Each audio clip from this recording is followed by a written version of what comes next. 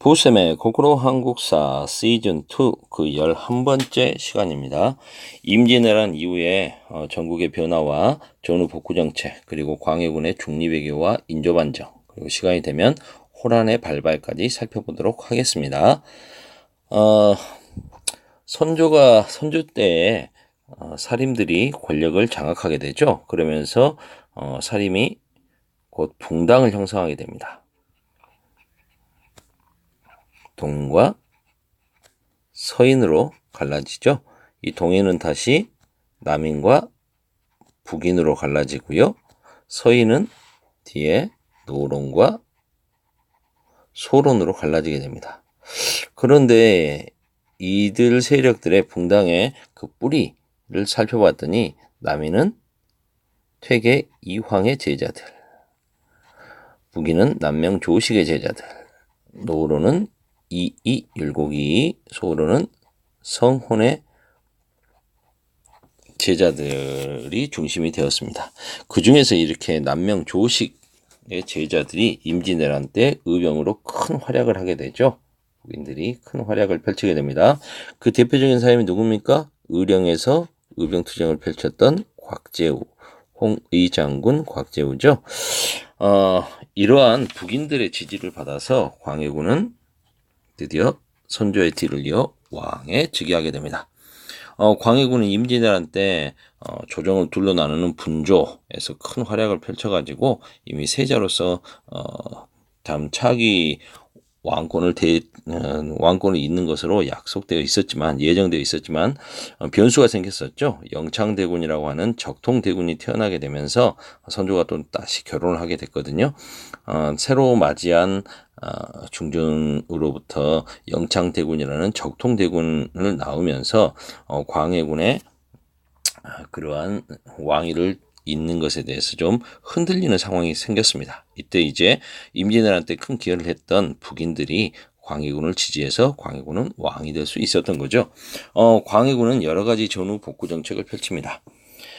먼저 이렇게 오랜 전란으로 토지 대장이나 이런 게 호적 대장이나 이런 게 다 엉망이 됐지 않습니까? 이런 걸 재정비를 해서 세금을 제대로 걷고 이러면서 국가 재정을 확충해야겠죠. 그리고 백성들이 세금 제도로 가장 힘들어했던 게 공납이었는데, 이 공납을 대동법을 실시해서 경기도부터 시범적으로 실시해서 꼭 100년 뒤인 숙종 때 이제 전국적으로 실시되는 이 대동법. 그래서 공납, 특산물을 현물로 바치던 공납을 이제 쌀이나 콩으로 대신할 수, 쌀이나 이렇게 화폐 등으로 대신하게 해주는 대동법을 실시하게 됩니다. 국방력 강화를 위해서 당연히 전쟁통에 허물어진 성곽 등을 보수해야겠죠. 이런 것들도 했고요.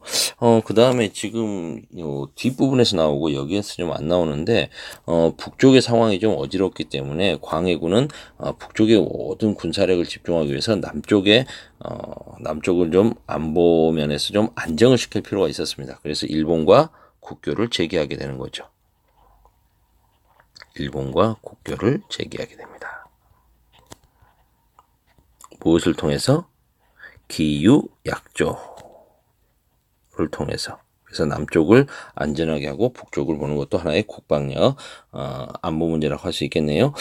이런 부분이라면 한번 초록아트를 해주는 것도 괜찮을 것 같은데, 교과서에 없는 부분이지만 여러분들이 얼마나 잘 보고 있는지 한번 확인해 볼게요. 기유약조. 계속 파란색으로 써보자. 그리고 또 광해군의 업적 중에 바쁜 사람들 많이 있었지 않습니까? 이 사람들 낳기 위해서 동의보감을 완성하도록 했고요. 동의보감은 선조 때부터 작성을 하고 있었는데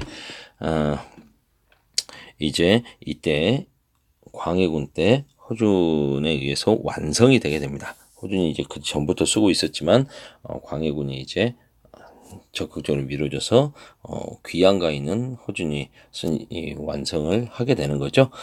그리고 성리학적 사회질서 강화를 위해서 노력했다. 이 말은 무슨 말이냐?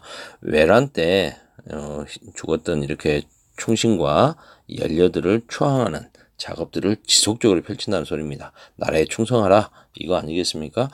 그런데 이렇게 한 것에 대해서는 그 광해군의 자신의 그 좀 취약한 정통성, 이런 부분을 확보하려는 취지도 있었습니다. 왜냐하면 광해군 하면 모든 사람들로부터 조선 민중들로부터 임진왜란 때 큰 공을 세운 왕자로 기억을 하고 있기 때문에 이런 임진왜란 때의 충성심이나 이런 것들을 자꾸 강조할수록 광해군의 업적이 더 돋보이게 되는 거죠. 그리고 광해군은 그 사고라고 하죠. 역사책을 보관하는 곳, 실록을 보관하는 창고, 사고를 재건축합니다. 이것도 광해군의 업적 중에 하나인데요. 원래 이렇게 사고라고 하는 것이 네 군데 있었어요. 4대 사고. 이러면 시간이 많이 갈 것 같은데 일단 이야기는 합시다. 일단 역사서를 편찬하는 춘추관의 한부가 있고요.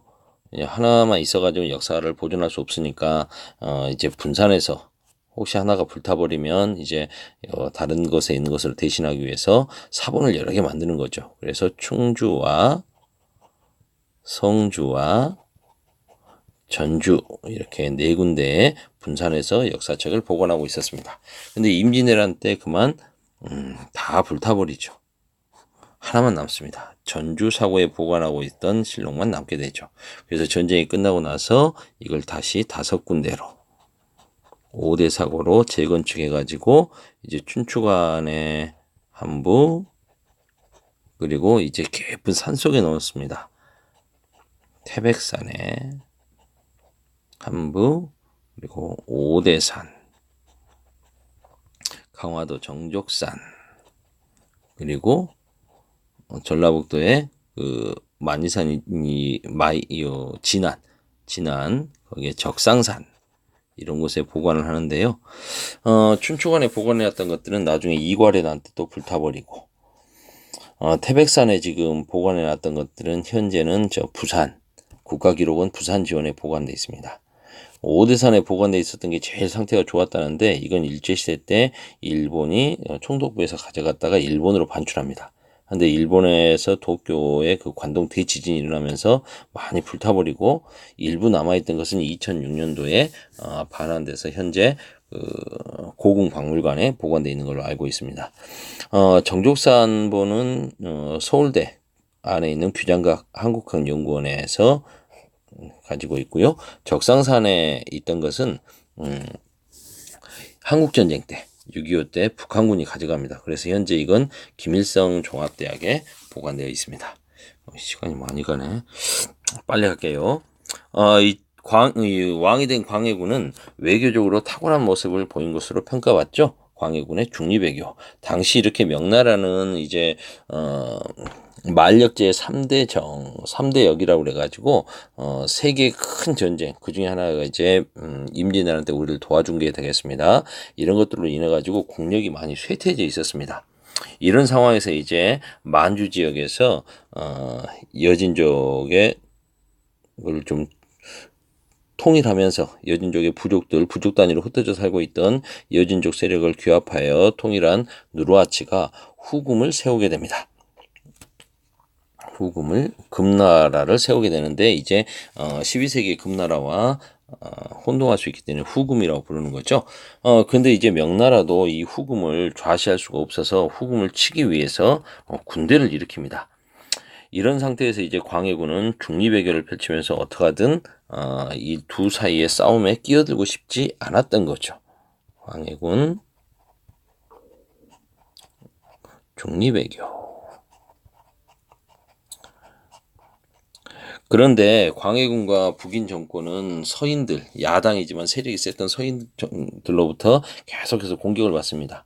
왜냐하면 명나라를 섬기고 있었고 명나라가 임진전쟁 때 우리를 도와줬는데 우리가 이렇게 명나라의 그러한 은혜, 나라를 다시 만들 것 같은 제조지은이라고 하는데요. 이런 은혜를 배신하면 안 된다라는 거죠.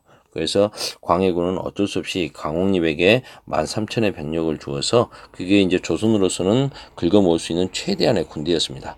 13,000의 군대를 줘서 명나라의 후금 정복 전쟁에 참전하게 되는 거죠. 그런데 지도는 이건 좀 지도가 필요할 것 같아요. 시간이가